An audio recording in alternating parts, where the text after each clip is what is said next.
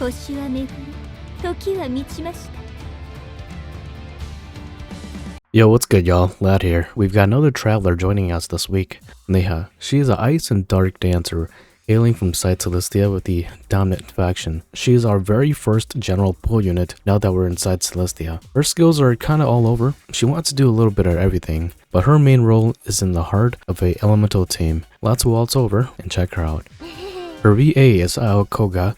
I don't think we've seen her in the OCTOPATH series yet, but she voices both Paimon from Genshin Impact and Kaguya from Love is War. Those are about the only two that I know about. Let me know if you recognize any other work that she's done. But from that, let's go ahead and take a look at her notable damaging skills. Her first attack is a SP cost of 70. It's a 3-hit AoE Dark Elemental damage attack that has a potency of 80. Her second ability is also the same thing, but with ice. It's SP cost of 60. It's a 3-hit AoE Ice Elemental damage attack, potency of 80. She doesn't have too many notable damaging skills, so let's head over to her EX skill. After turn 5 and only one usage, she gives all allies a 50,000 damage cap up for 3 to 6 turns depending on the boost level. Now for her ultimate, a level 1 to level 10, she gives the front row a elemental attack, crit, and elemental damage 10% at level 1 to 15% at level 10, and she also gives them a guaranteed crit for elemental attacks, and this ultimate lasts 2 turns at level 1 and 3 turns at level 10. Taking a look at her notable support skills, her first ability is a 180 SP to 60 SP depending on your boost level. Her praying abilities are pretty much the same thing as Rinyu's praying abilities or EX Alane's. She enters praying mode, she gives all allies a 30% crit rate, 30% fire damage, and 30% ice damage, and all her allies are able to crit with elemental damage. Her second support ability is the same thing, but instead of fire and ice damage, it's now light and dark damage. And then her last support ability is her TP skill. It's a 100 SP cost to her. She gives the front row, except for herself, a 25 to 100 SP restore depending on the boost level. Now for her passive. Her first passive, when she switches row, she restores the front row's HP with a potency of 45. For her second passive, if she has 50% SP or less, she gives the entire front row elemental attack and crit up for 15%, and this becomes 20% at 6 stars.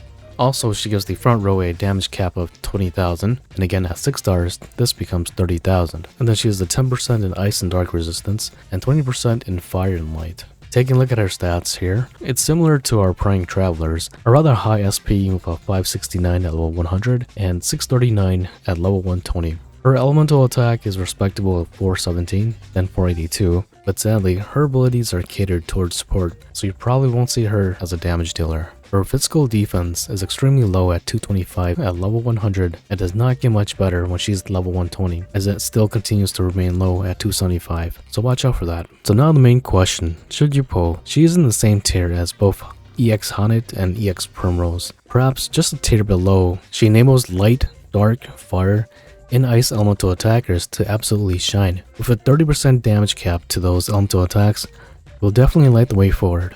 Now that's good news. Now for the bad news. Here we have a character that allows for elemental teams to shine. The only bad thing is we don't have any outstanding elemental travelers. You can think of this as, we got the sauce, but no meat. It's essentially how COTC treats elemental travelers. Our current best elemental user that can probably benefit from this is Detrena. Even as we continue forward, COTC is a game where physical attackers are heavily favored. So Neha, for now, is rather obsolete until we get more love for elemental travelers. With her abilities, her main role is of course of support. Her second passive skill that gives the front row a elemental attack of 15% and a 20,000 damage cap up is amazing. The major drawback is that her SP has to be under 50% for this to activate. This will require some thinking on your part to activate. This passive doesn't seem to be worth the investment to maintain, as it seems like a headache. Now talking about level 120 or 6 stars, unlike the past 3 travelers that we've gotten so far who came out at 6 stars, Neha will not be getting her 6 stars in release. So if you pull for her, she's gonna come home as a 5 star.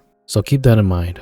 Her 6-star awakening will probably be in the far future if we're following the chronological order for traveler release. Then her ultimate, she gives the front row a guaranteed crit and crit damage to elemental travelers. This again could be great, but if only we had more elemental travelers who can fully utilize it. Then her A4 accessory, it's kinda all over the place. It gives a crit up of 80, which is rather useless, an SP of 60. It allows the user to crit with elemental attacks, but not guaranteed, while giving the traveler in front of them a physical and elemental defense up by 15%.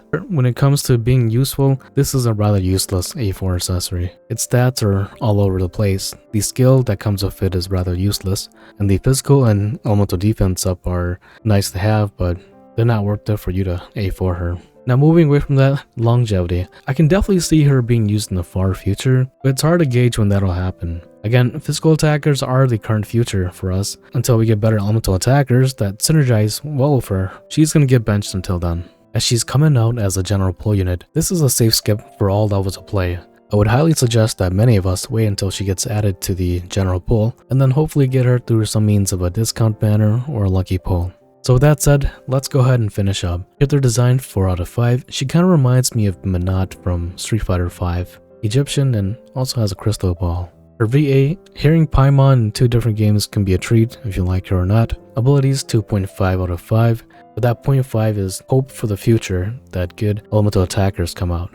She's a good support for elemental users, it's just that she doesn't provide anything other than that, and again, we don't have enough elemental attackers for her to be effective. Then longevity, again 2.5 out of 5. COTC is a game where physical DPS will probably be the way moving forward. Global buff, 0 out of 5, Jinigani. Time limited, no, 5 out of 5, she's part of the general pull unit. Overall impression, 2.5. Where's the meat at? She provides the sauce, or support. It's a pity that she currently can't fully utilize it, as again our current roster of elemental users aren't that great. And then also, not to mention, she only comes out as a 5-star, not a 6-star, so that only hampers her from being useful.